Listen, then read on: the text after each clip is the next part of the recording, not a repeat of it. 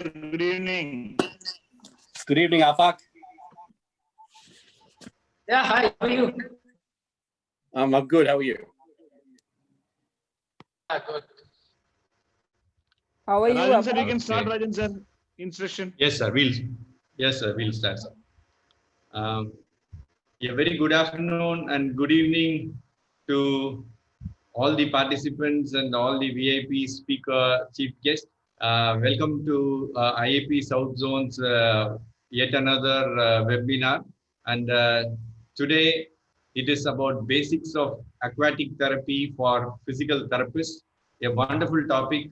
I think aquatic therapy still has not gained its momentum in India. And I think this is the first time we have an international speaker.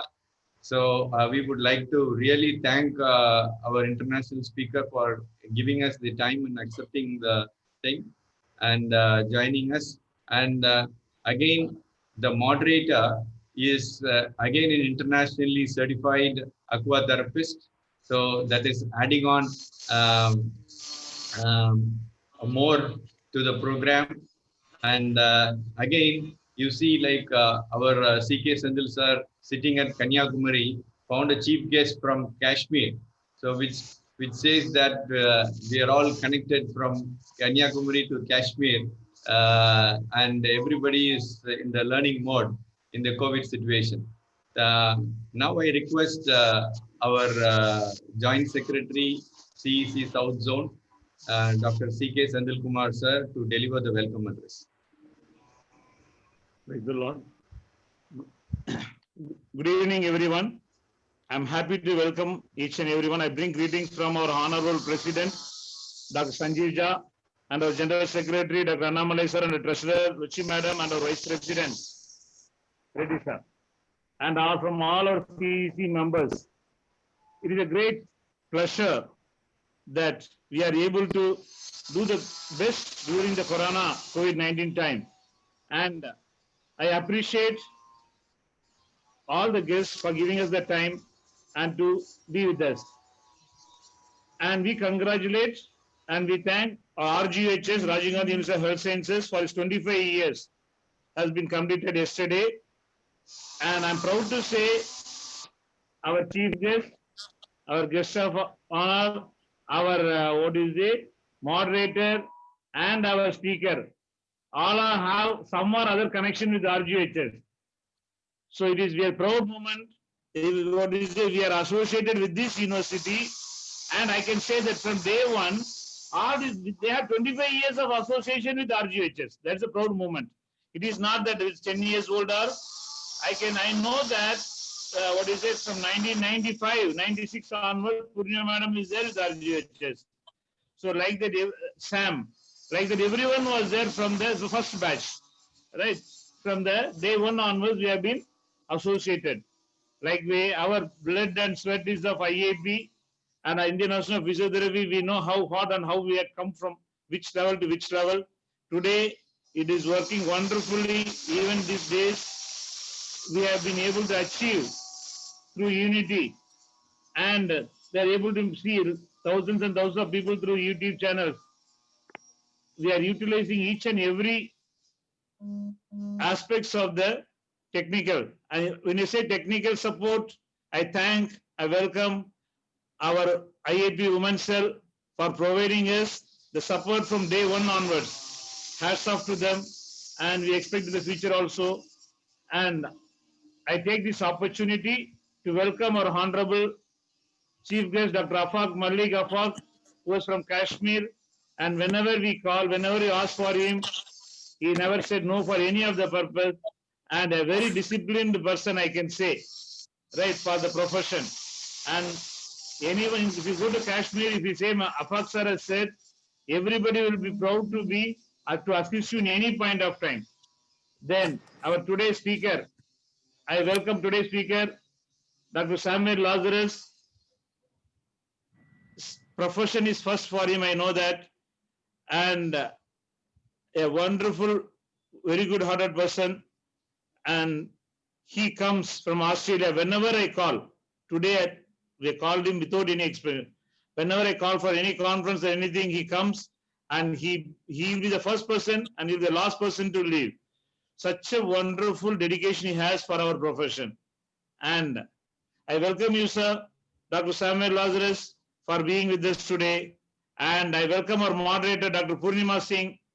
We can say in India, only very few numbered international certified aquatic therapists.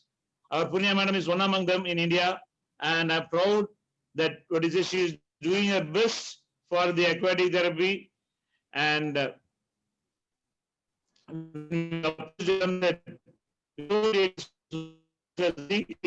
to moderate, she herself can take it, but still happy to moderate it out to see that how, what way she can contribute.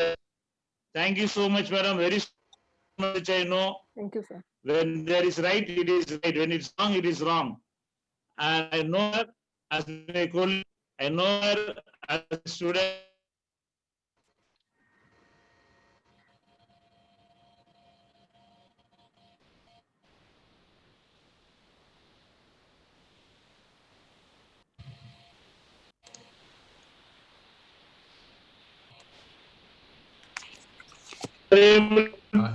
Yes, sir. Yes, sir. We are able to hear. Sir, now tell me. Yes, sir. Yes, sir. Our Punya madam. Okay. Punya madam.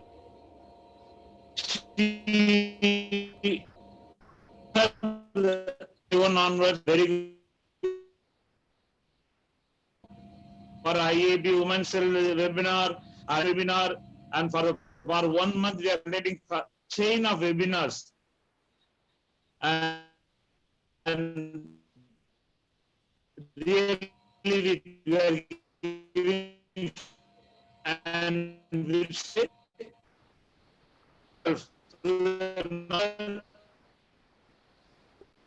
from day hard and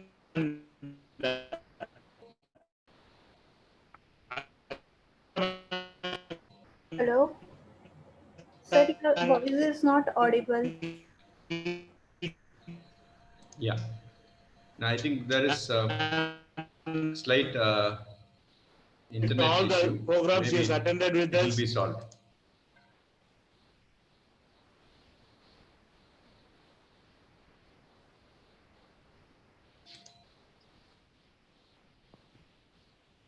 Thank you, sir. And now I request our chief guest to deliver a few words and encourage us with his words so that we can proceed with the program. And yeah, good evening. On the behalf of CEC, we welcome you. Thank you so much. Thank you so much, sir. Good evening, everybody. Thank you. I'm Dr. Malik Afaq from Kashmir. As you all will be knowing, there might be a problem with my internet connection because we have 2G network here. So excuse me for that. So respected Senthil sir, respected Dr. Sam, respected Dr. Ranjan Samuel.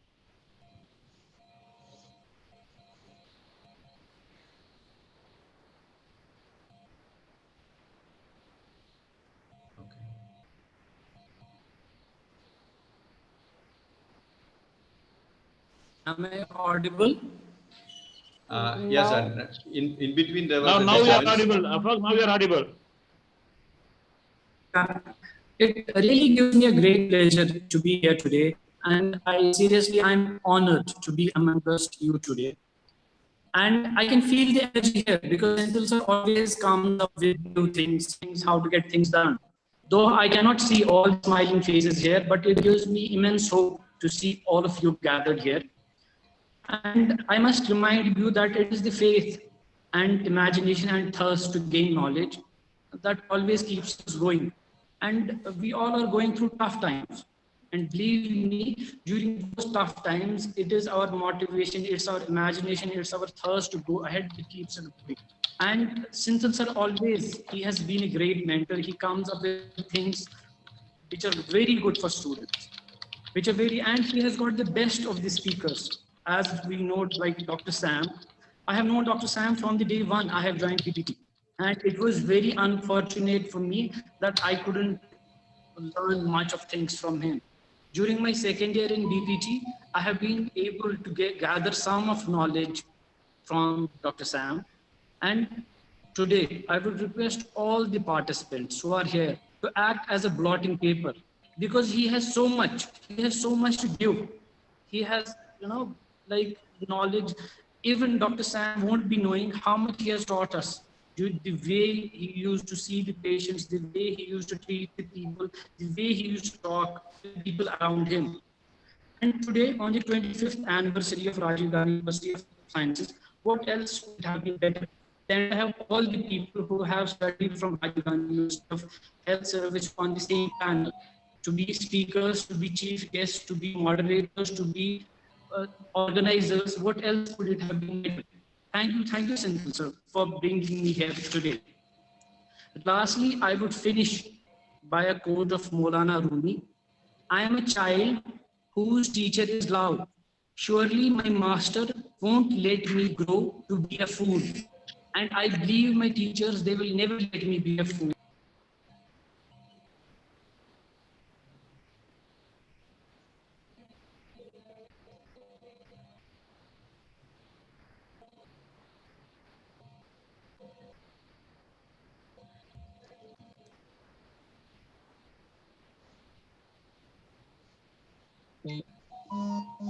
I think there is a slight internet issue. Yes, sir. Thank you, sir. Thank you, everybody. Yeah, thank you very much, sir. Thank you, dear. Thank you. Thanks for joining Sir, us from. he's the president for Jammu and Kashmir, sir. IAP president of Jammu and Kashmir. Yeah, he is the president of IAP in Kashmir, and hope all the participants will understand. Like Jammu and Kashmir, like we have some internet issues. That's why like there was some disturbance. Thank you very much, sir, for being with us and for your encouraging words. Now I request our moderator, internationally certified aqua therapist, Dr. Purnima Singh, madam, to kindly introduce the speaker. Thank you, Dr. Rajan Samuel, Dr. C.K. Senthil Kumar, and Afaq. Good evening, participants. It's a great pleasure for me to introduce our speaker, Dr. Sam Lazarus, who is going to talk to us about the basics of aquatic therapy for physical therapists. This is a subject in which we should all be deeply interested, because it's an area of physical therapy where not many professionals have ventured, and this can best ensure our future professional careers. Our speaker, although having spent almost his entire career in Canberra, Australia, but as Senthil sir said, he studied about 200 miles from where we are right now, that is in Bangalore. He shifted to Australia in 2004. At present, he is the director of Allied Health Canberra, Australia. He is an exceptional leader and coach, talented at providing strategic and operational leadership, developing innovative models of care and leading staff and teams through change and incredibly challenging times. Technically savvy with outstanding relationship building and networking skills, training and presentation skills. Ladies and gentlemen, please welcome Dr. Sam Lazarus. He will be sharing your screen with his presentation. Sam, over to you. Yes, madam. Sam, welcome. At one point, madam, one more point I want to mention. He has helped many people to relocate to Australia and help them how to pass the Australian examination also. Yes. That's a hidden secret. Secret. Thank you, Thank you, Dr. madam. Sam. Please. Thank you, Madam for Dr. Purnima Singh, and thank you, Dr. Senthil Kumar sir, my mentor, and he has been my guru for a long time, and also thank Dr. Rajan Samuel sir. Thank you, Afaq, for the wonderful words and your kind words. I wish you well. To all my physiotherapy colleagues, I was the first batch of Rajiv Gandhi University, so I was a guinea pig for the new syllabus, as well as the course being extended to 4 years. So I understand some of your pain with regards to dealing with, you know, a different set of parameters and syllabus. But I think Rajiv Gandhi University has taught us a lot of things. And on this 25th anniversary, I join with all of you in wishing the university and the officials and all the students, past, present, and future, all the very best. So this topic I'm going to share is very, very important because it has gained traction in the West, but not as much traction in India and other parts of, say, Southeast Asia. Aquatic therapy has been around for ages. It has been known and under different terms and terminology. So you might have heard the term hydrotherapy. You might have heard of the term hydrology, balneotherapy, water therapy, and spa therapy. So all these things are really using the physical element of water. Okay, and water has been used even in Indian ancient manuscripts and Sanskrit manuscripts. Water has been used as a treatment modality.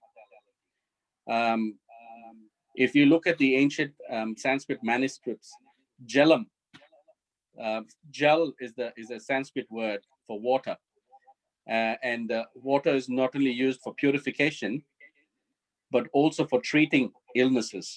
For example, if somebody had pyrexia or increased temperature, they used to bathe them with cold water.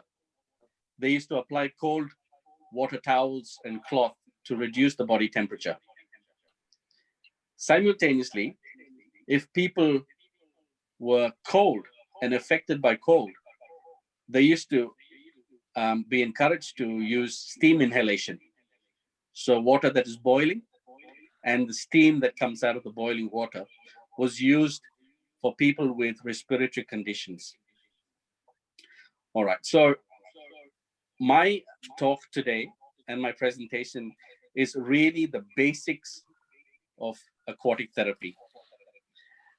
Aquatic therapy has different levels: level 1, level 2, level 3 training that is specifically to train the therapist in administering aquatic therapy. So here in Australia, we have a well-developed aquatic therapy program. We have dedicated aquatic therapy assistants that assist the therapist with administering aquatic therapy. Okay, let me just try sharing my screen and my presentation.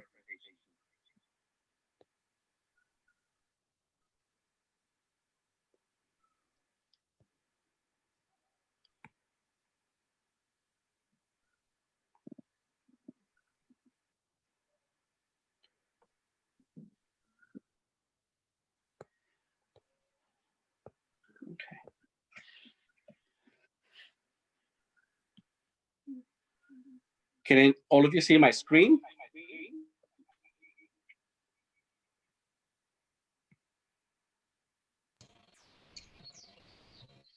No, sir. Okay. We are still able to see your video. Right. Let me just.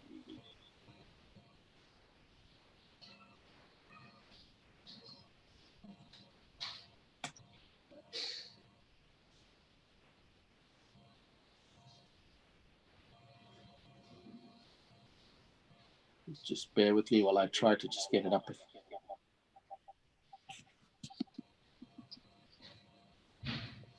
Yes, sir.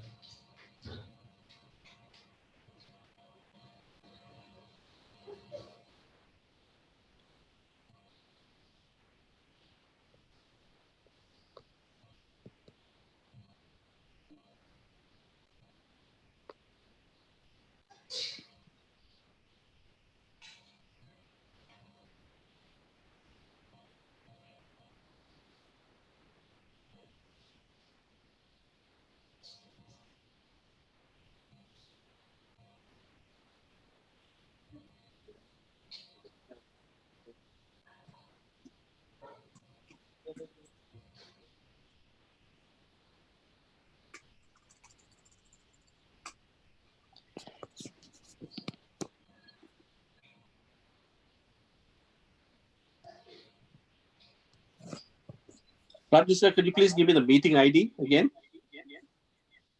Yeah.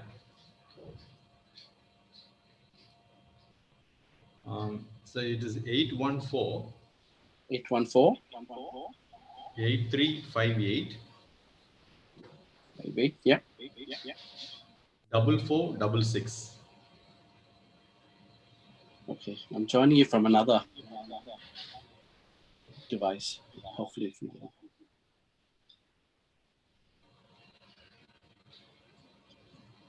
So is it asking for a password?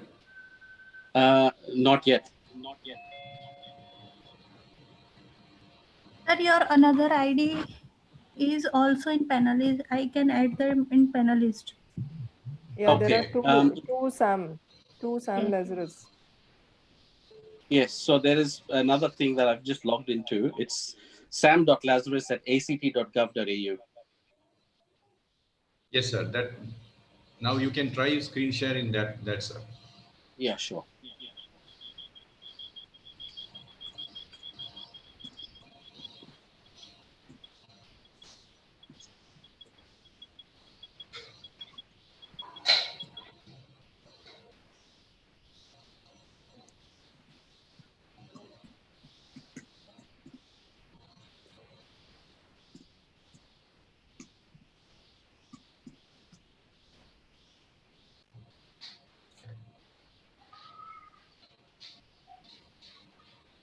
Can you able to share now, Sam?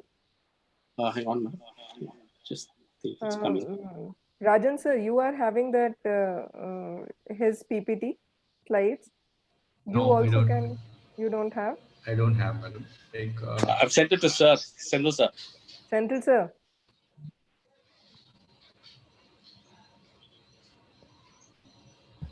What happened, madam? He has sent you the slides. You just check it out, or you Where can send to me. Email. Sam, Email and WhatsApp also. WhatsApp, sir. It's right now. I'll send you 1 minute. Right now, I'll send you. You So send to you me. can send it to me, sir, or You you can can send send it to ma'am. Sir, your another ID is this. Yes. You Yes, I've can just try. clicked You on that. can try. I've just clicked that link. Thank you. Yeah. Yeah. You can send either to me to sir. I will share the screen then. Okay. Right. Sir, you have to log out from another device. Otherwise, your voice are not clear.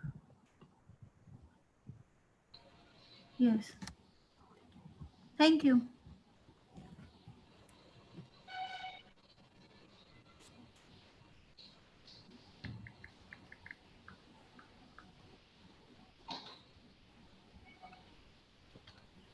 I'll send for both of you, Rajan sir and Punya madam. I'll send. Okay.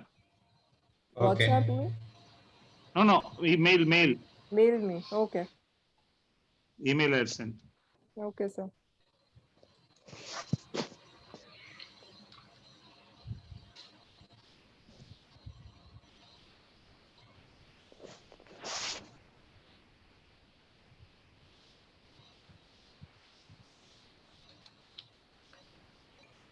Yeah, I got it, sir.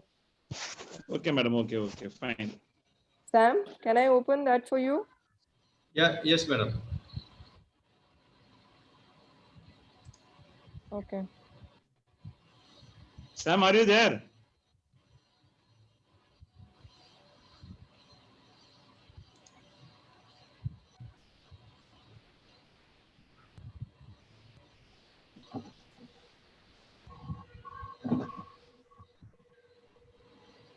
Can you see? Yes, ma'am. Yes, ma'am. Yes.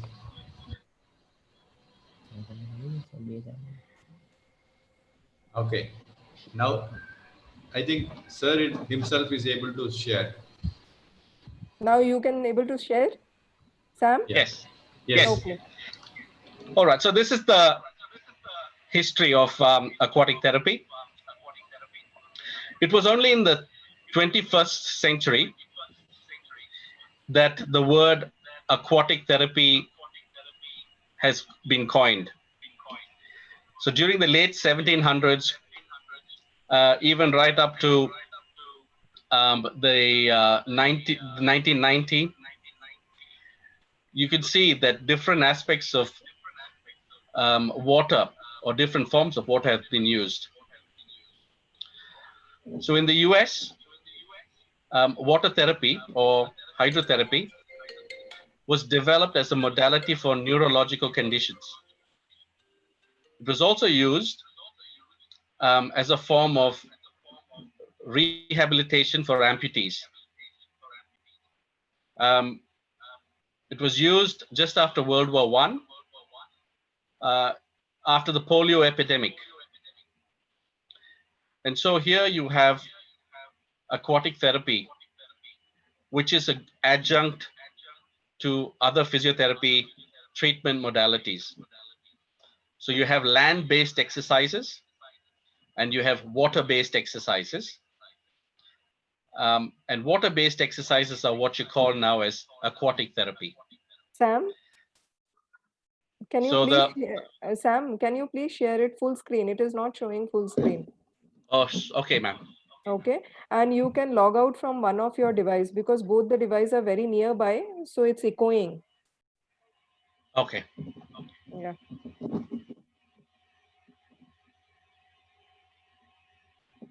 Is it full screen now? No.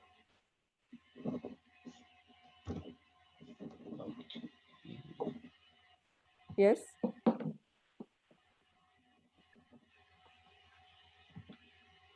Now? I don't think so. Yes, Sam, it's okay. Yes, yes. Fine. Yeah, it's okay. Yeah, it is. Okay. So let me go on to the principles of aquatic therapy.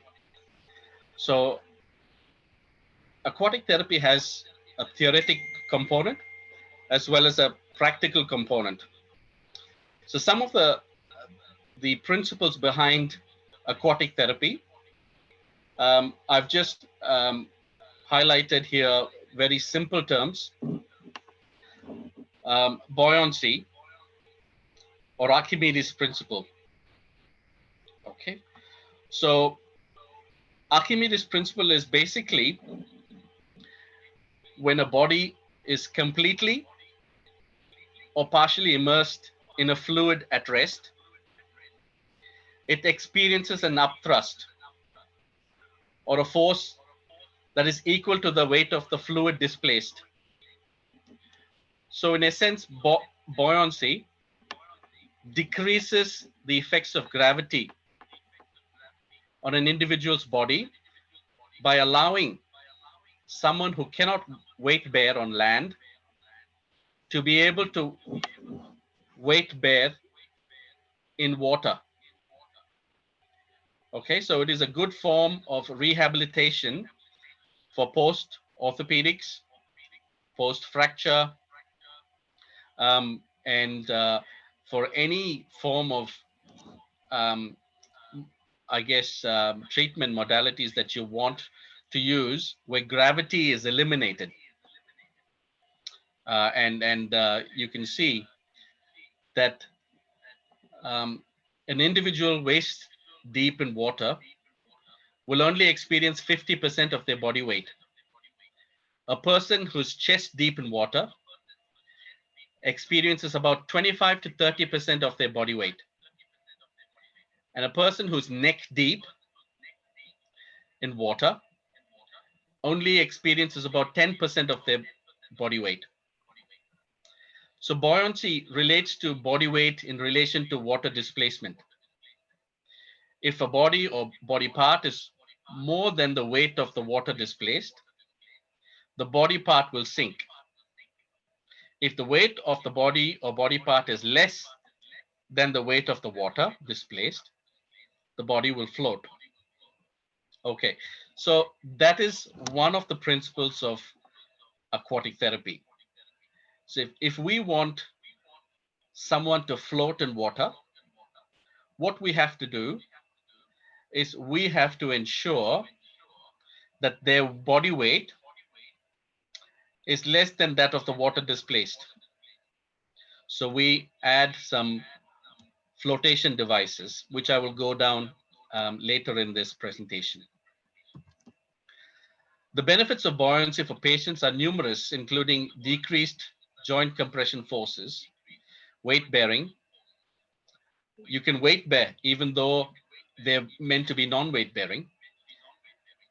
There's the stress of connective tissues that is far less. And for patients who have balance problems, who are afraid of falling, the water is the best medium for them to have balance rehab. Buoyancy also supports weak muscles and enhances flexibility, range of motion, and changes in the biomechanical stresses. So buoyancy has a really good effect on the body that we can use to our advantage. The next, I guess, principle is hydrostatic pressure. If you look at the diagram or the picture here, there is a person who is in the water. The water level is up to his shoulders. He is in a semi-flexed position of his knees. The greatest pressure that he feels exerted on him by the water is at his ankles. The less amount of pressure is at his shoulders or just under his axilla. So what is hydrostatic pressure? It is the pressure that is exerted by the fluid or water at equilibrium at any given point. Due to the force of gravity. Excuse me, Sam. Sam, your slides are not moving actually. Your slides got Is it stuck. working now, ma'am? No. On left side, upper side, there is a one button for slideshow. You have to click over there. Sir, what I will do it, sir. Sir, I will share the slide for you, sir. Shall I do that, sir? Okay. All right. That will be better actually.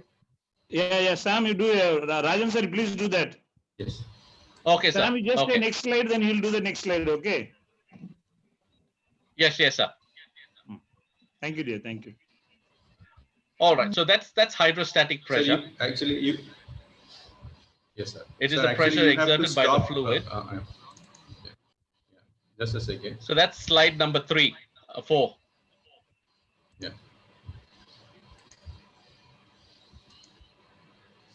Okay, slide number 4, that is. Yes, sir. So that is hydrostatic pressure. Slide number 5 gives you an example or tells you where the pressure is. Sam, please just continue the previous point. No static hydrostatic pressure. You just continue the previous point. No, it got discontinued. Yes, sir. Thank you, dear. Thank you.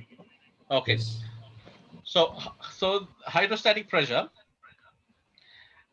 is greatest at the lowest point of the body part that is immersed. So if you look at that photo, you will find that the greatest point of pressure is at the ankles or the feet of the person in the water. Okay. Right. The next slide.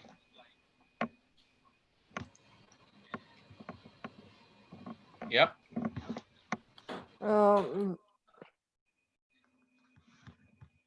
Slide 6.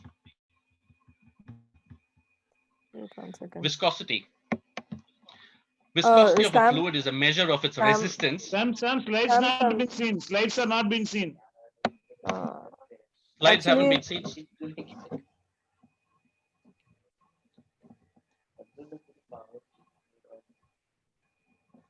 let me only share. Can you see now, everyone? No. Now I can see the slide. Yes, ma'am.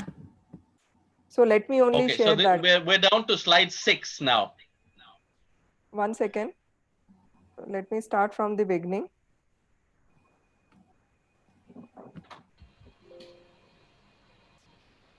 History.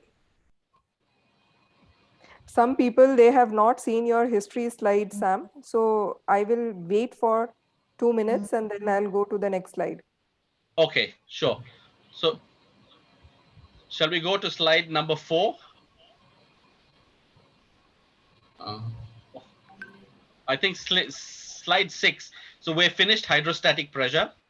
Let them see this because they have not seen the hydrostatic pressure at all. Okay, yeah, I'll stop.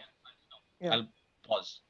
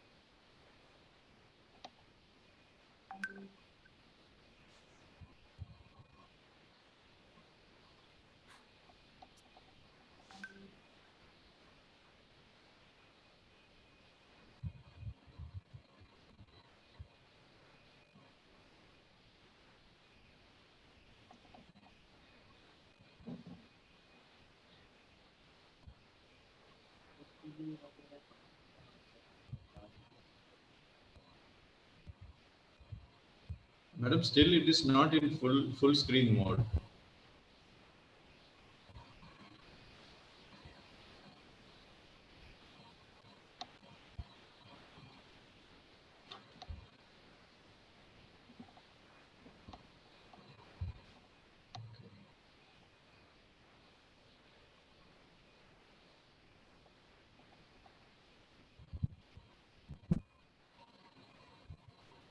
So have we come to slide 6?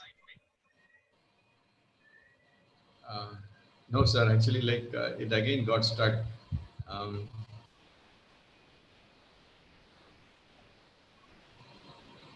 Purnima, madam, are you able to hear us?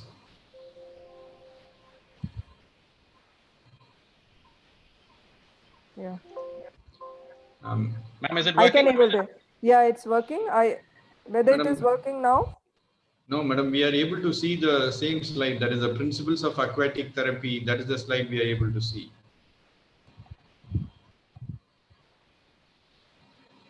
This is. Can you able to see now? Yeah, but it is Now not we in. can see, madam. Now only we can see. But it is not in full screen mode, madam.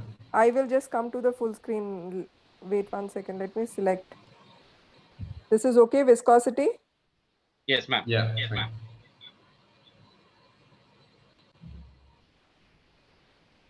Can you see everyone full screen? No, Yes, madam. ma'am.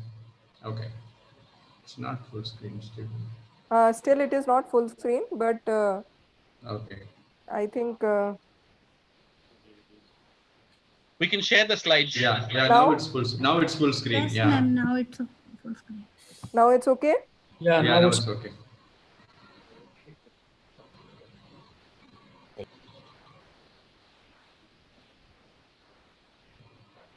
I think Is it okay, Sam? Yes, ma'am. it's okay. It's okay. yes, now it's fine.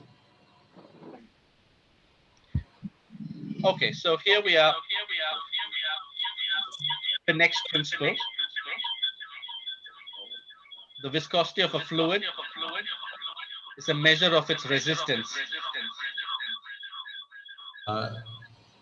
Sir, I think there is an echo. Maybe, are you logged in a different device also, sir? No, sir, just this one.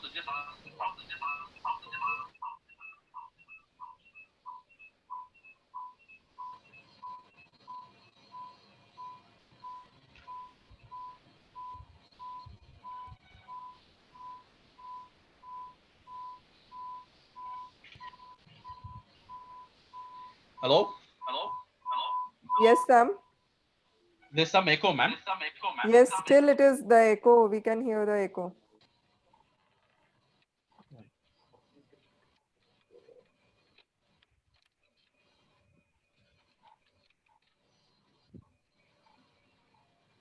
Okay, is it better now?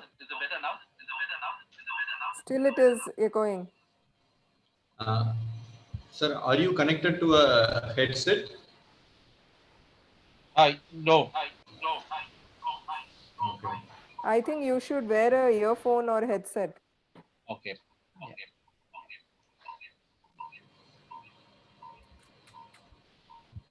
I'll connect to one.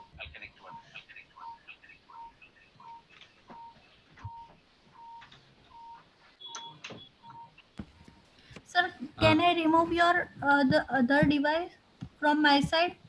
Yes, yes. Yeah.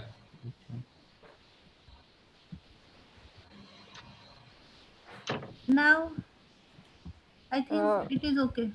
Sam, you can speak and let's see. Can you hear me? Yes, Yes, sir. it is Yeah. perfect. Now it's It clear. is fine. Very Just clear. That's good. I had to kind of go and switch off the other device.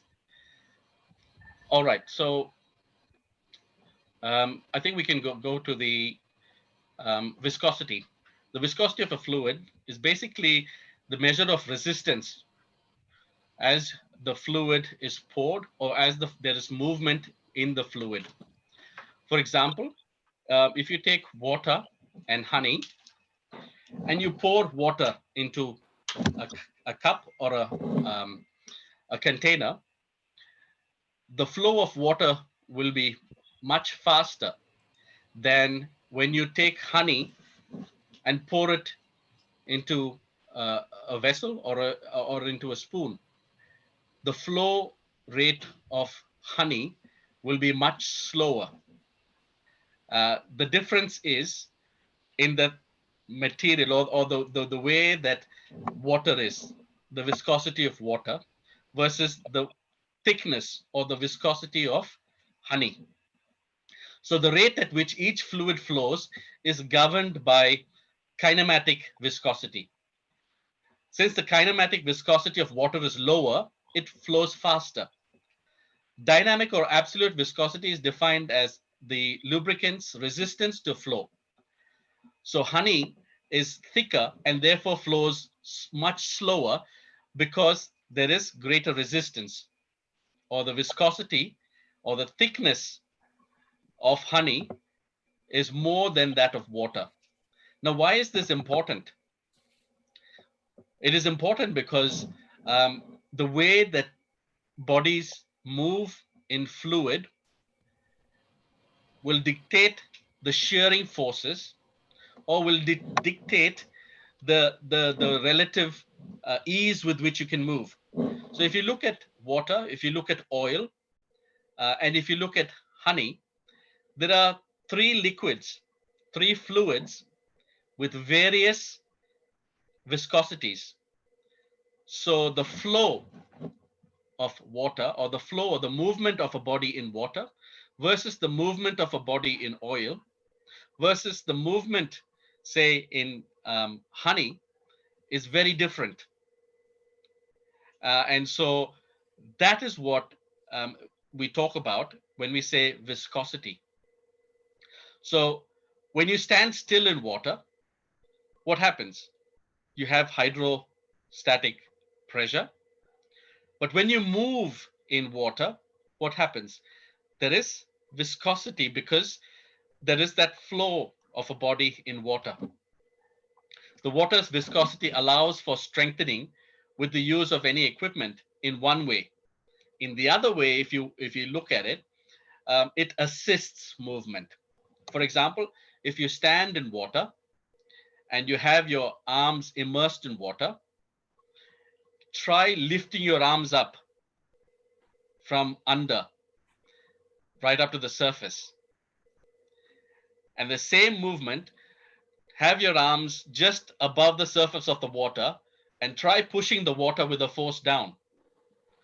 You will find two different responses to the movement in water.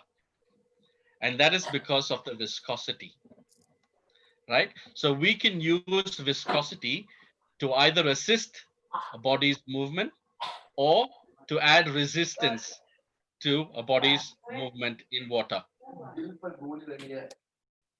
right? So that is viscosity.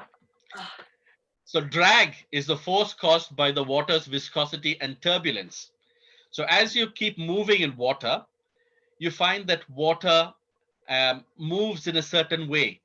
So either it moves in ripples or there is turbulence. And this is because of water's viscosity. So you can also increase resistance by changing the speed of the movement in water. The faster an object moves through water, greater the drag. Greater the drag, the greater resistance to movement. And the greater resistance increases muscle recruitment and contraction. So basically what you're doing is you're trying to rehabilitate muscles, one, that are weak, two, you're trying to position the limb in water so that you have that force that assists the movement. You also have a body that is weightless or significantly less heavy in water than on land. So that is the use of viscosity. The other, I guess, principle is specific heat. Water has a very high specific heat capacity, meaning it takes a lot of heat to raise its temperature. Okay, so 4.184 joules of heat is required to increase 1 gram of water by 1 degree Celsius, versus that of 0.385 joule of heat to increase 1 gram of copper. Copper is a good conductor. And so you can see that water has a very high specific heat capacity, right? So the amount of heat that is needed to increase temperature by of 1 gram of a substance is the specific heat capacity. And that's always expressed in joules per gram per degree Celsius. Okay, so why is this important, the specific heat of water? It is because aquatic therapy has an optimal temperature that facilitates and that accommodates patients in water. So the temperature range is about 91 to 95 degrees Fahrenheit. So in India, we don't use Fahrenheit, we use degrees Celsius. So if you say 91 degrees Fahrenheit, that is about 33 degrees centigrade. Okay, 33 degrees centigrade. So that is a range, they say 91 to 95. Here in Australia, that's what we use Fahrenheit. So we use 91 to 95 degrees Fahrenheit. And so I'll give you some perspective. A normal lap pool is heated to about 84 degrees Fahrenheit. Okay, and that is for normal people. But we therapeutically, we want water to be a little bit more warmer, or a little bit more than what the normal person would normally use in a pool. So some patients can tolerate really high temperatures, some patients cannot. Some patients are comfortable within that range. So as a therapist, you've got to find a mid level where it is acceptable or it's tolerable for all your patients. Okay, so I'm just going through the basics, but there are, as I said, 3 levels of aquatic therapy certifications. So level 1, level 2, and level 3. And so specific heat has a role to play in aquatic therapy. Okay, so I'm going to summarize the principles of water that we've reviewed. Buoyancy, which is the force exerted on an object that is subjected either submerged in water or underwater. So this aids our body by giving the feeling of weightlessness. It allows for flotation and reduces the effects of gravity on an injured or aching muscle or a joint. Now, hydrostatic pressure has more pressure the deeper you go. It plays a key role in the circulatory and pulmonary systems. Hydrostatic pressure supports and stabilizes the patient, allowing those with balance deficits to perform exercises without a fear of falling, and also decreases pain. So it is very useful in patients with arthritis. It's also useful in neurological conditions. Here we use aquatic therapy routinely for stroke, for amputees, and also for the elder geriatric rehabilitation. We bring the older patients in, we conduct a group class, and we deal with balance, we deal with a little bit of muscle rehab to get them to an optimum level of fitness. We also use aquatic therapy for our post-op hip, total hips, total knees, and we also then use it for our cardiopulmonary rehabilitation. So before you put a patient into water, what does a therapist need to do? You need to undertake a thorough assessment of the patient. You need to determine the suitability of the patient. You also need to then rule out any contraindications. So what are some of the contraindications? So you have contraindications that are relative contraindications that you can manage, and that you have absolute contraindications where absolutely it is contraindicated. For example, a patient who's got an open wound is a relative contraindication. What will you do if a patient has an open wound? You will get a water-based dressing put on them. You get a waterproof bandage, and then you allow the patient to come into the pool. An absolute contraindication would be a patient who's got unstable angina. You would not put that patient in an aquatic therapy pool, or you would not bring them in to an aquatic therapy environment. Why? Because of hydrostatic pressure. Hydrostatic pressure, works the other way when you have cardiac patients who have not been screened properly, and that could trigger a medical emergency. So you have to then go through your patients, and you have to rule out the contraindications, what are absolute and what are relative contraindications. Relative contraindications can be managed by negating the risk, all right, by an intervention. For example, we put patients in who have had post-operative hip replacements. So we ensure that there's a waterproof dressing across the incision site. Normally it's on the lateral aspect of the hip. Again, with the knee, total knees, we ensure that there is a waterproof dressing. There is no oozing. There is no infection. The patient is afebrile. And so those are the things that as a therapist, you need to screen. Okay, now let us move on to aquatic therapy techniques. Okay, so I'm talking about the aquatic therapy techniques that we use here in Australia. These techniques may have a different name, in say Southeast Asia or in the United States. But basically, we use 3 techniques for aquatic therapy. The first technique is the Bad-Ragers ring method, or BRRM. So this technique originated in Germany and was introduced by Dr. Nuffer. Okay, what does this technique involve? It is a method whereby we put a patient in supine or prone with flotation devices. right? So we've got flotation devices of the neck. So we've got a neck flotation device. We've got a pelvic flotation device. We've got ankle flotation devices. So normally the Bad-Ragger's ring method has minimum three flotation rings that we apply. So one is the neck, one is at the pelvis, and both the ankles. You could also have flotation devices attached to the wrists of a patient.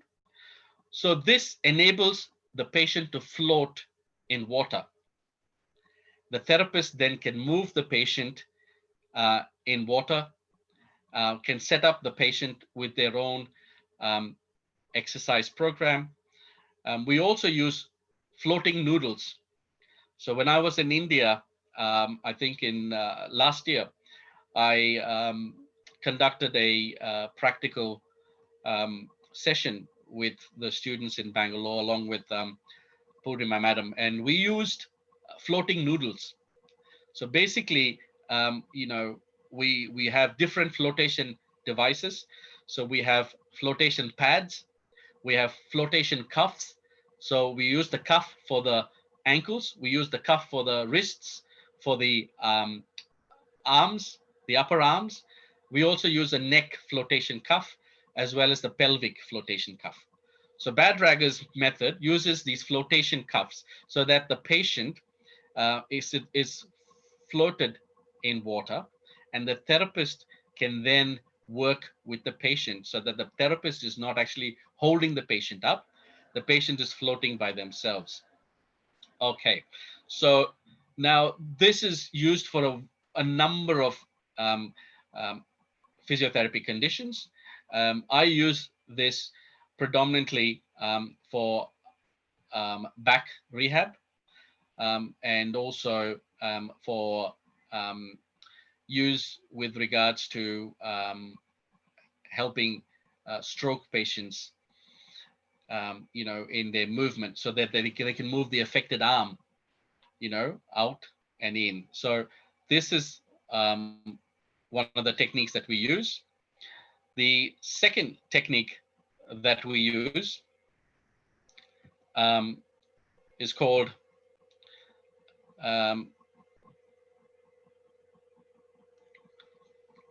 so if you look at the slides, you can have active as well as passive exercises that you can do using these Bad-Ragger's method. And the outcomes of the Bad-Ragger's are, you can use it for tone reduction. You can align the trunk for stability. You can also use it for pre-weight bearing activation, improved range of motion. So patients benefit from this. Those who have pain with movement, decreased range, spasticity. As I said, with stroke patients, I use this. And there's, patients with decreased coordination and proprioception. So the contra, you have to take some precautions and contraindications using this Bad-Ragger's ring method, is patients with ear problems. So you wouldn't want patients with ear problems in this supine position or the prone position where their water can enter their ears.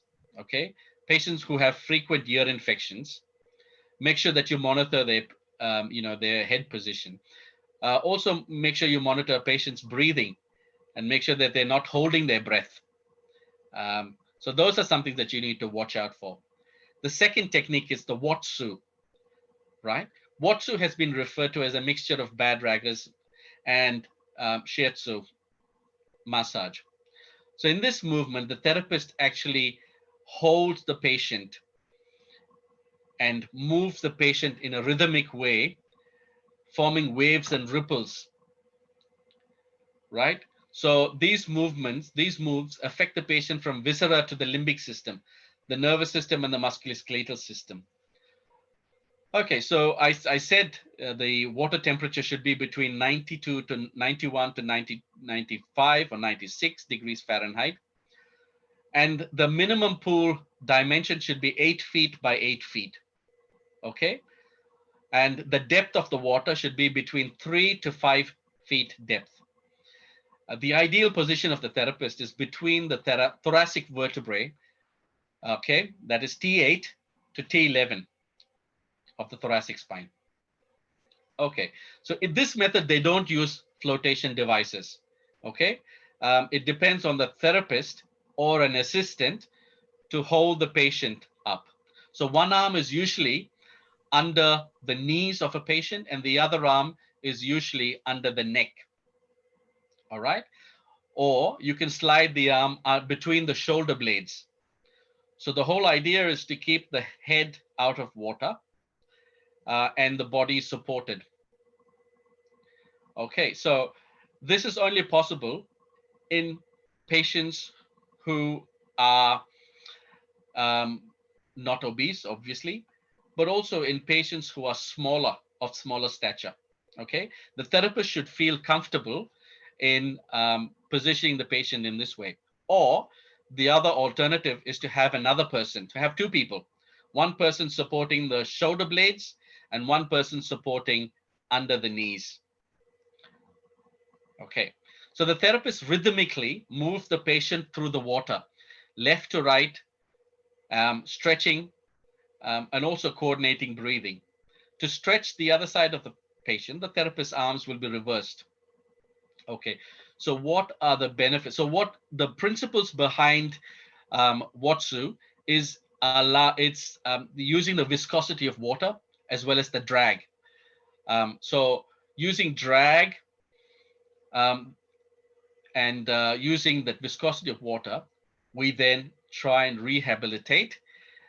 We stretch, we try and increase the range of motion, and also enable proper muscle recruitment. Okay, so in this, you can work on the spinal extensors, you work on the abdominal muscles, you work on the shoulder stabilizers, as well as the hip and knee extensors and flexors. So the benefits of Watsu are decreased muscle guarding, okay, decreased muscle pain, increased range of motion, increased energy levels, and improved breathing patterns. And so this is also a leading segue into how you can improve body awareness. So specific patients that could benefit include those with pain on movement, TBI, traumatic brain injury, neuromuscular disorders, soft tissue dysfunctions, chronic fatigue, where the patient is actually weightless in water, hyperactivity. So if a patient is hypersensitive or hyper responsive, we can use water to soothe and to gently perform these movements. And a lot of psychological benefits as well. So patients who are depressed, stressed, and anxiety, the water seems to have a calming effect on them. So the precautions and contraindications of Watsu, again, patients with ear infections or ear problems, vestibular disorders, so you wouldn't want to put them in certain positions, specifically patients with BPPV, and also patients who have known giddiness. Those are some things that, as I said, you have to screen a patient. You also have to weigh the benefits versus the contraindications or the adverse outcomes that could happen if you put a patient in aquatic therapy. The last concept I would like to say here is Aichi. Okay, what is Aichi? Aichi emphasizes posture and works with the long axis of the body. So basically, Aichi is Tai Chi in water. Tai Chi is performed on land where you have gentle rhythmic movements. The same thing in water is called Aichi. Okay, it encourages people to become aware of muscle activity, movement patterns, attention to posture and breathing, along with visualization. So again, the requirements of the pool are warm water temperature, 86 to 95 degrees Fahrenheit. You find an optimum temperature that works for all of your patients, that they can be in water. So ideally, an aquatic therapy session lasts from 45 minutes to a maximum of 1 hour. We don't want the patients exercising for longer than 1 hour because of the effects of water on the skin, as well as dehydration. So that's what you need to watch out for. Aichi is performed in shoulder depth water with feet and shoulder wide apart. The toes are out and knees slightly bent. Okay, so I've got a picture for you of what the different movements of Aichi are and what are the benefits. So benefits of Aichi, it improves flexibility, joint range of motion, general mobility, increased blood circulation.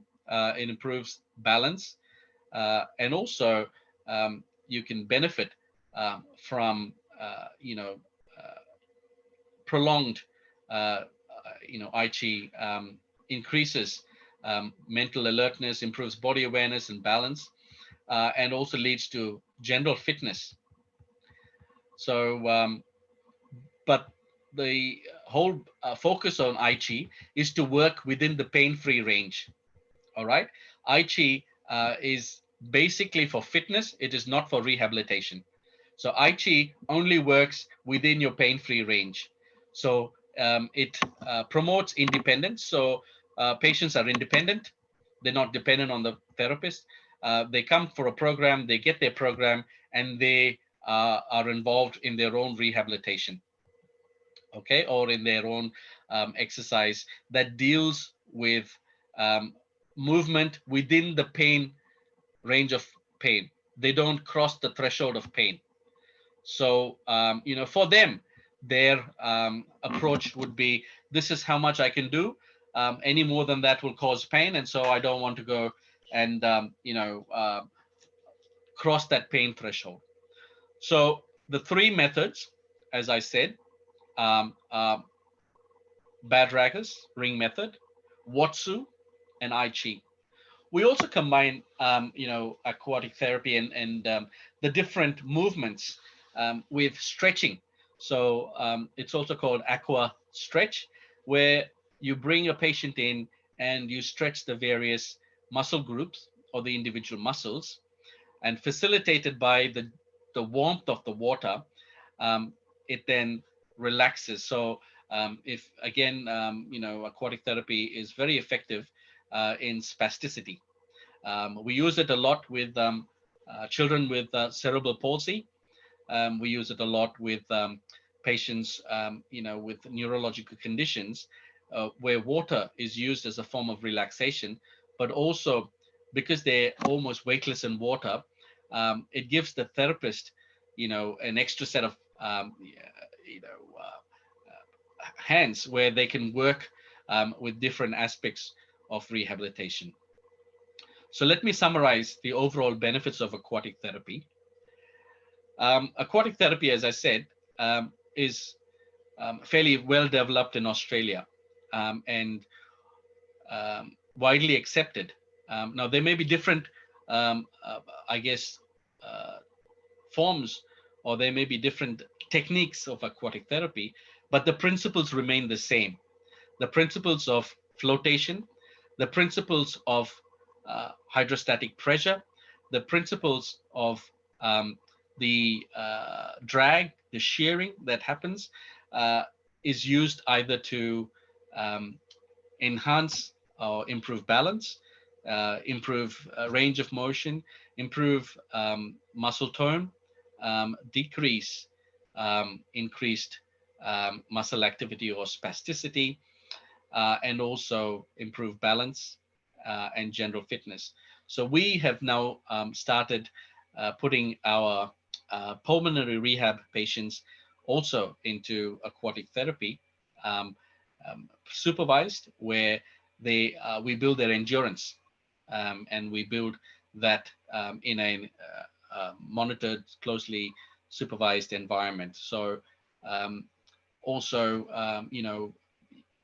helps with the overall health and well-being of older patients, and keeps them independent, keeps them mobile for a very long time. So we have our oldest patient is an 82-year-old lady who's independent, who comes to class, walks, drives, and so we see that their quality of life is enhanced, but also prolonged, and they are active members in their community. So that brings me to the end of my introduction to aquatic therapy. I'm very happy for the moderator and the panel to share my slides. And if there's anything that I could answer your questions, I'm very happy to take questions. Yeah, thank you, Sam. Actually, since I was sharing the screen, so I could not read all the questions. Let me go through all the questions. And it was very enlightening and entertaining presentation on the basics of aquatic therapy. And there are many questions. Let me ask first my question only. Sure. The in India, the scenario in India and in Australia is totally different. Yes. Right? There are two hurdles what we feel in India.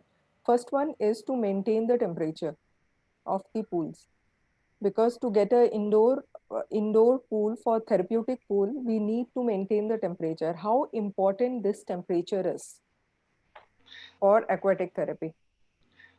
Ma'am, the temperature is very important because you want to have a consistent temperature across the pool for two reasons. One is that if there is inconsistency, the water actually will be a barrier or will be a contraindication to put a patient in. For example, if a pool is not heated properly or has uneven heating, some parts will be warm, some parts will be cold, some parts will be very hot. And so I understand that there are limitations with regards to the Western facilities as well as in India. But what I would say, ma'am, is that it is very important. It's vital. We are putting patients in, patients who are not normal. When I say not normal, patients who have conditions that temperature does affect. Even the slightest 1 degree heat or cold could affect them adversely. So here in Australia, what we do is that we have a weekly testing of the pool. So the pH of the pool is tested to see whether there is, it's the right pH. Yeah, whether, basic. It should be little basic, like 7 point something. Correct. Yes. It should not be So acidic. if it is more, we shut the pool down. Yes. If it is less, we shut the pool down. So pH is tested every day. The temperature of the pool is tested weekly unless there is issues on that day.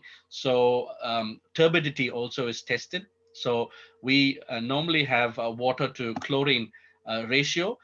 If the chlorine is too much, then the water becomes turbid. The water becomes milky. And that is not suitable to put patients in. So it is very important that every day these samples are taken and tested.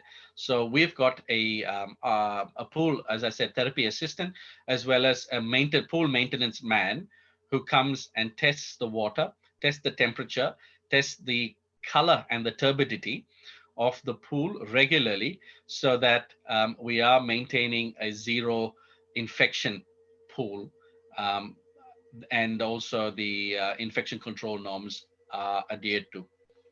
Okay. Thank you, Sam. There are many questions. One question is, Sure. is hydrophobia is an absolute contraindication? Hydrophobia is not an absolute contraindication. Hydrophobia is a relative contraindication. So we have children who are scared of water.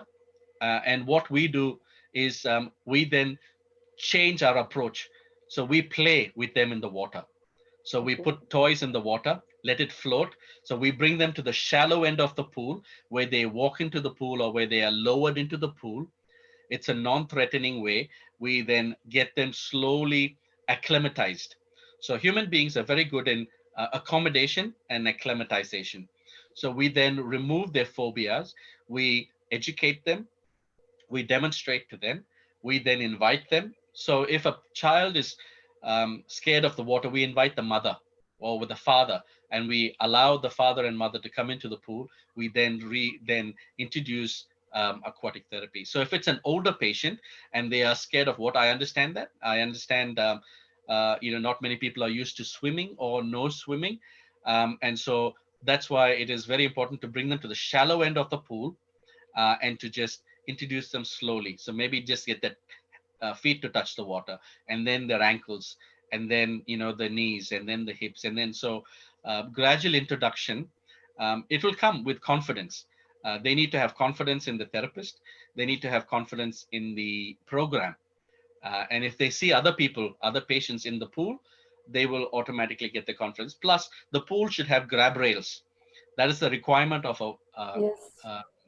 aquatic pool, is to have grab rails on the sides, so they can grab onto that. There is one more question. If patient is not able to do movements with resistance, what are the other compensations to be done on the treatment in aquatic therapy?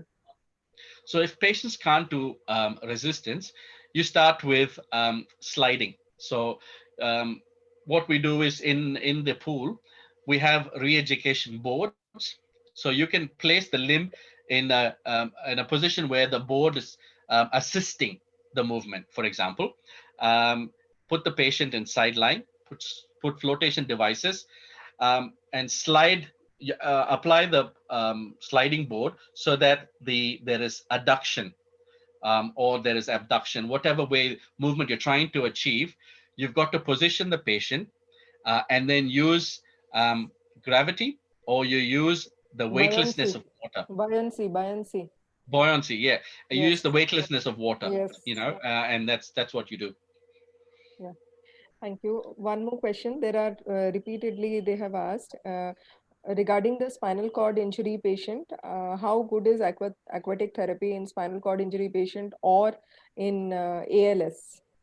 Okay, so two things. It is very effective, but one thing you have to notice or be watchful. I wouldn't say it is an absolute contraindication, but it is a relative contraindication that you can and we have managed. One is that you have to test the skin with the temperature of the water. Okay, and you have to see if they've got sensory deficits. Okay, if they've got sensory deficits, it's not an absolute contraindication. It is a relative contraindication. That means you as a therapist should observe the patient's limbs in water, and if you find that there is increased erythema, increased redness, increased temperature, then you need to wrap the limb, and then you need to elevate it and bring the patient out. That means that temperature is not suitable for that patient. All right. So spinal cord injuries, yes, the pool is the best modality for them. We have, I mean, I don't want to boast, but in Australia, what we do is in our aquatic pool, we lower parallel bars, and then we've got a ramp where we bring wheelchair patients, amputees, and patients who are paraplegics. We wheel them into the ramp and get them into the parallel bars, stand them up, sit them down. Of course, they've got orthotics, but we work with that. So it is very, very useful for spinal cord patients, amputees, neurological conditions, so stroke, CP, MS, multiple sclerosis. Very, very, very useful. Yeah. But there is one you more should, question. Sure. That generally we can't control the force or the range of motion accurately, as in certain conditions we need to be careful regarding the range of motion. How can we control that in aquatic therapy? Sure. So what you do before you bring the patient into the pool, you need to conduct a land assessment. Okay. When I say a land assessment in your clinic or in the hospital environment, put the patient through your battery of tests. So you'll do your basic range of motion. You'll do your basic muscle strengthening testing. You will do your basic sensory. All right. So you would have got a parameter to say that the patient can't abduct more than say 60 degrees abduction. So in the pool, that should be your guide. So you will bring them up to 60, up to the range of pain, and then you'll hold. So we've got a hold, relax technique. Okay, this is neuro. If you look at PNF techniques, what you'll do is you'll work in patterns. You won't work in isolated movements. You'll work in patterns. So you'll try and use a pattern, bring it up to the point of pain, hold, freeze, and then bring it back down. So gently, what you're trying to do is you're trying to kind of go up to that level of pain, and you're trying to every now and then push it a little bit more. If the patient cannot bear, that's fine. That the next week you try, you know.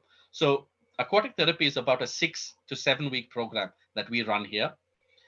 Sometimes it runs to 8 weeks, but very rarely. Within that 6 to 7 weeks, they achieve their outcomes. Okay. If they don't, then what we do is we give them a break, and then we bring them back in. We give them land-based as well, and then we reassess them. So that is what you need to do. If That's you a don't know very what, important point you have told just now, because any exercise we do in water, we have to do these exercise carry over on the land is very important, because we live on land, we don't stay in water 24/7. So we must balance between the exercise what we do in the water, we should do it on the land, and we should carry over. That's very important point what Sam said just now. That is one thing. Another thing what Sam I would like to add on to that, the weightlessness is one of the factor where the force or the ground reaction forces are not um, maximum in the water. There is water, there is weightlessness. So the force which is acting on the painful joint are minimum to the minimum level.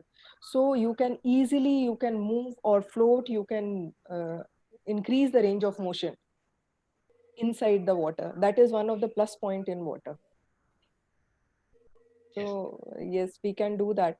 There is one more question that's very important, that's very interesting, and I agree with someone who has mentioned that what are the standard operating procedures in writing to apply for aqua sessions during COVID? Now, my question also is related to this. Like now, all aquatherapy pools or aquatic therapy or the pools are all closed in India. I'm sure it is closed in Australia too. But in future, it will going to open. And once it opens, what are the rules and regulations, or what kind of modifications or changes we can see in aqua sessions post-COVID? So ma'am, we have started opening out our group sessions now. Okay. We have got the guidelines to say that there needs to be 2 meters. Yeah, the 2 social meters. distancing you are maintaining in the pool. But my question is, with the Vatsu and Badragas, what you have, and even in Aichi, you need one-to-one contact. Yes. Because the therapist has to be very near to the patient. You can't leave the patient. Now that is just opposite of social distancing. How can we manage that? So what we are doing is that if the patient needs to, if they're not independent, then we have hoists. So what we'll do is we'll set up the hoist. We'll lower the patient, hoist and slings. So we'll lower the patient into the water. And then what we'll do is from the far end, the therapist then instructs the patient what to do in the water.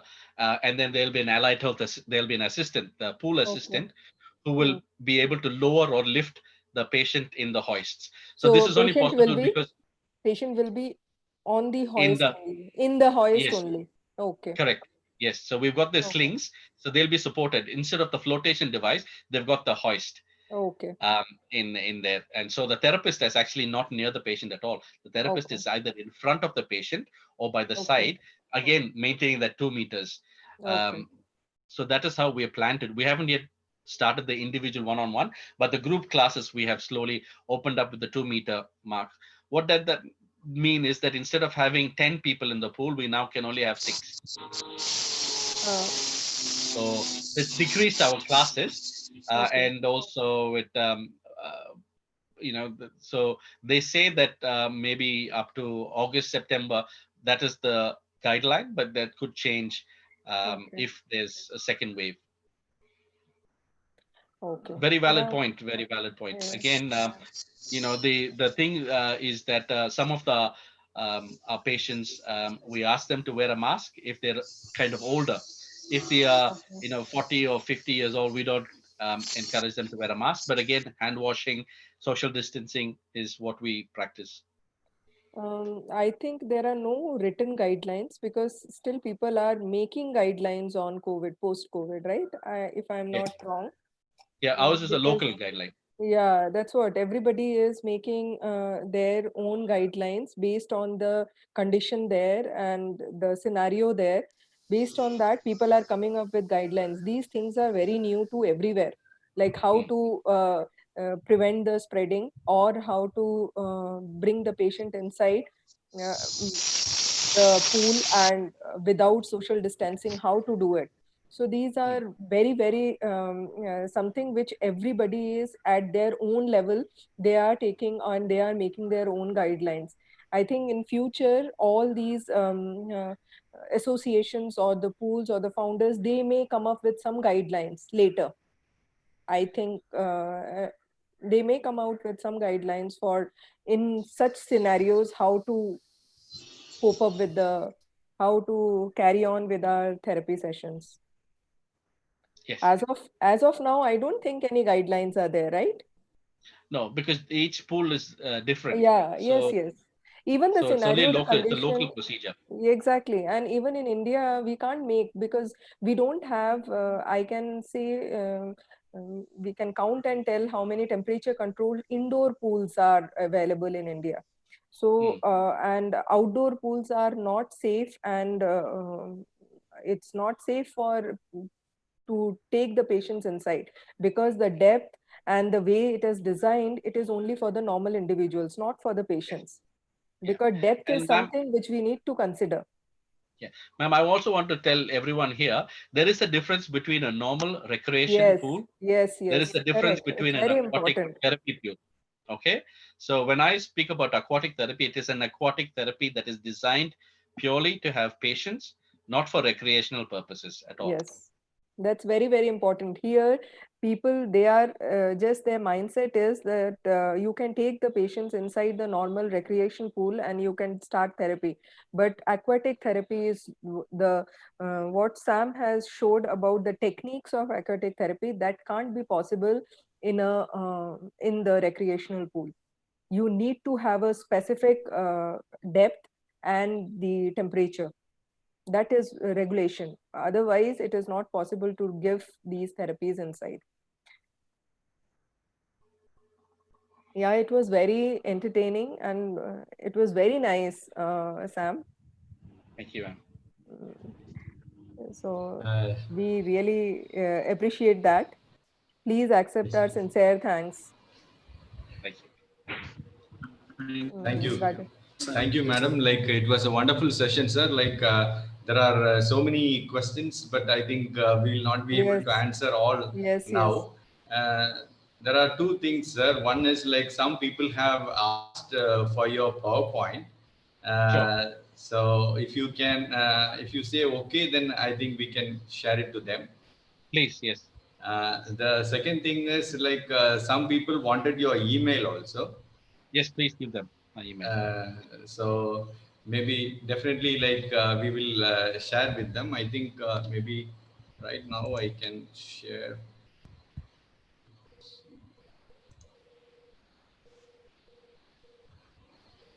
Okay, so can you all see the screen? No, sir. No, sir, nothing's come. Nothing, sir. No, nothing. Just a second. No, sir. Just pronounce it. They'll write it out if they want. No problem. Yeah, sir. Or I will just put it in the group. Maybe that's better.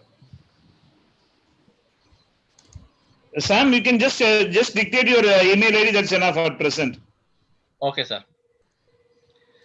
Sam4lazarus@gmail.com. Sam, the number 4, Lazarus, Lazarus @gmail.com. Yes. Thank you, Dr. San. Thank you, Punya madam. Thank you, Rajan sir. Thank you. Thank you, Thank you. everyone. Thank you, Thank you, Afaq. sir. It was On Thank behalf you, of Rajan. IAP technical team, we would like to thank our today's speaker. Thank you so much, sir. And Thank you very also much. we Thank you, are like Aloka. to thank our IAP president, Dr. Jha sir, and national head of IAP Women's Cell, Dr. Ruchi ma'am, for giving us such a big platform. Thank you so much thank you so much, sir and ma'am.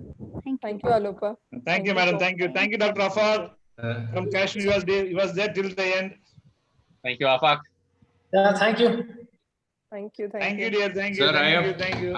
I have put a number in the chat box. So anybody wants the PowerPoint, you can Yes. please contact Mr. Kishore. Okay, so I have put his number. So you can WhatsApp so that he'll be able to send you the PowerPoint through WhatsApp. Sir, other is available in the YouTube. No, sir, it is available in the YouTube.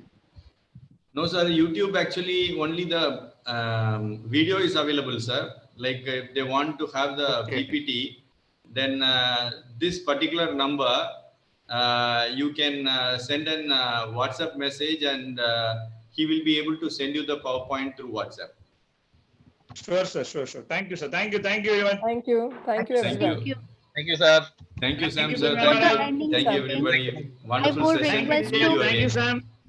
Thank you. I would Welcome. request all participants, please subscribe our IAP YouTube channel for this online live webinars. Thank you. Thank Thank you, you. madam. Thank you. So Thank sweet you, of you. madam. Thank you so much. Afaq, thank you. Thank you, sir.